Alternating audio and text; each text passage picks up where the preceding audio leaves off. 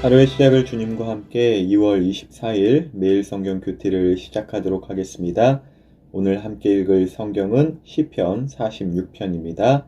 우리의 몸과 마음, 뜻을 다해서 함께 읽도록 하겠습니다. 하나님은 우리의 피난처시며 힘이십니다. 어려울 때에 언제나 우리를 돕는 분이십니다. 그래서 우리는 땅이 흔들려도 산들이 바닷속으로 무너져 내려도 바닷물이 넘실거리고 파도가 치고 사나운 바다의 산들이 흔들려도 두려워하지 않을 것입니다.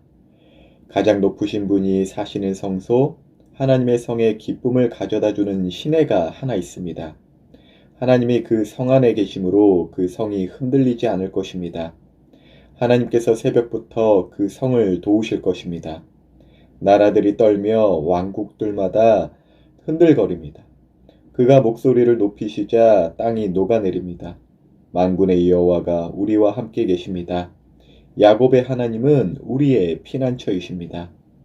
와서 여호와께서 하신 일을 보십시오. 주께서 이 땅을 폐허가 되게 하셨습니다. 주는 온 땅에서 전쟁을 그치시고 활을 꺾으시고 창을 부러뜨리시며 방패를 불로 사르십니다.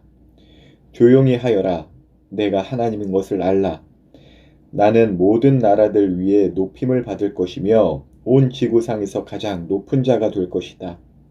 만군의 여호와가 우리와 함께 계십니다. 야곱의 하나님은 우리의 피난처이십니다. 하루는 제 아내와 드라이브를 하고 있었어요.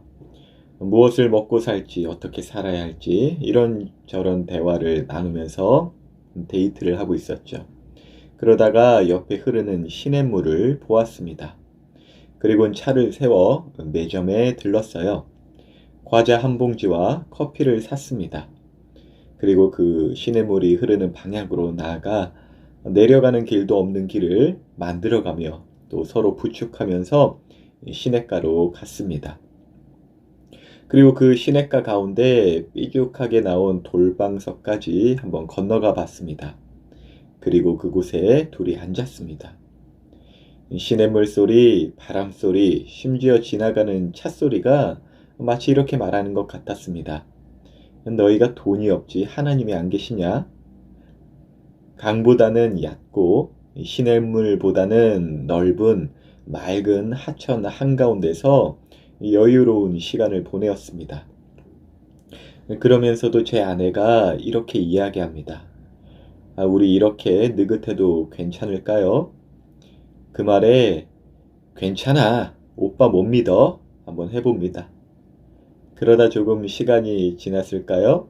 이번엔 제가 묻습니다. 잘 되겠죠? 이 말에 제 아내가 답합니다. 괜찮아, 누나 못 믿어? 제 아내는 흐르는 물소리를 참 좋아합니다. 하나님의 음성 같아 좋다고 합니다. 저는 그 이야기에 동의합니다. 에스겔 선지자도 하나님의 음성이 많은 물소리와 같다고 했습니다. 오늘 본문 4절을 보면 하나님의 성에 기쁨을 가져다주는 한 시내가 나옵니다. 성경 곳곳에서는 하나님께서 주시는 생명과 기쁨을 흐르는 시냇물로 나타냅니다. 세상은 이 땅의 모든 활동이 우연이거나 사람의 노력에 달려있다고 합니다.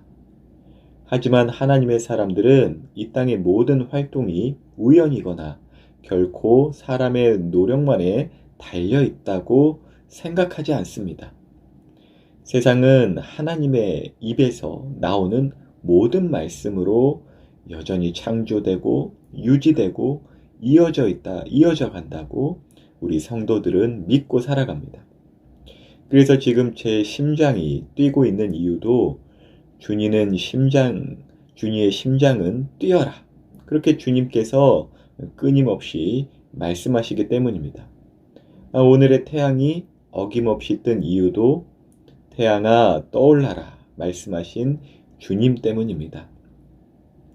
오늘 시편의 내용처럼 땅이 변하고 산이 흔들리고 바다 가운데 빠지더라도 우리 성도들이 두렵지 않을 이유는 그 모든 것이 하나님의 말씀 안에 있기 때문입니다. 혹자는 이러한 우리의 교리를 듣고 세상의 재앙과 변질을 하나님의 탓으로 돌리지만 그것은 우리의 죄악에 비한다면 오히려 은혜입니다.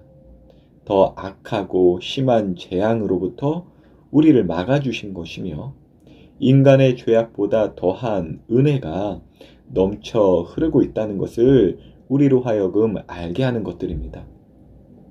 우리가 겪는 환난과 재앙은 마치 바닷물이 넘실거리고 파도가 치고 그 사나운 바다에 산들이 흔들리는 것처럼 크게 느껴지지만 하나님께서 보시기에 그것들은 그저 작은 시냇물에 불과합니다. 그러므로 하나님의 성에 사는 이 땅의 성도들은 오히려 세상 재앙 속에서 여유로울 수가 있습니다. 그 시냇물에 발을 담그는 여유까지 보입니다. 하나님의 목소리는 흐르는 강처럼 그리고 우리가 담근 시냇물처럼 멈추지 않습니다.